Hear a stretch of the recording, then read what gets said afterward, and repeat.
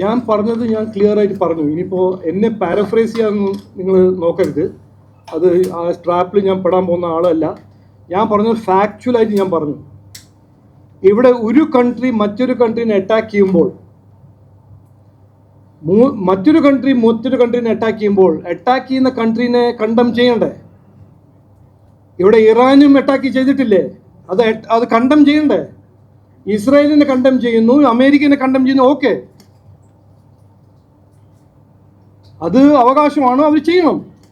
പക്ഷെ എന്തുകൊണ്ട് ഇറാൻ നമ്മളെ ബഹ്റൈനിൽ നമ്മളെ ഇന്ത്യക്കാരെ ഒരു എന്താ റിസ്ക് ഇടുമ്പോൾ നമ്മളൊന്നും പറയാത്തത്?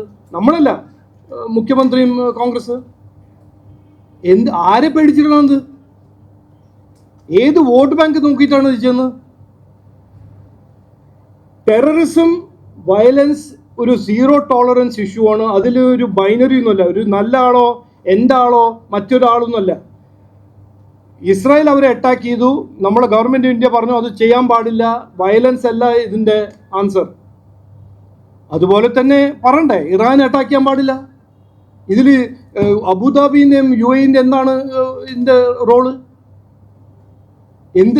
ഇസ്രായേൽ ഇറാനെ അറ്റാക്ക് ചെയ്യുമ്പോൾ എന്തുകൊണ്ടാണ് ഇറാൻ ഖത്താറിനെ അറ്റാക്ക് ചെയ്യുന്നത്, UAE അറ്റാക്ക് ചെയ്യുന്നത്? ഇത് ചോദിക്കണ്ടേ? ഞാൻ മെറിറ്റോ ഡിമെറിറ്റോ അല്ല ഇവിടെ സെറ്റിൽ ചെയ്യാൻ നോക്കുന്നത്. പക്ഷേ ഒരു രാഷ്ട്രീയ പാർട്ടി ആണെങ്കിൽ CPM ആണ്, കോൺഗ്രസ് ഒരു നാഷണൽ പാർട്ടിയാണ്. അവരുടെ നിലപാട് ഇങ്ങനെ ആവണ്ടേ എന്നാണ് എൻ്റെ ഒരു തോട്ട്.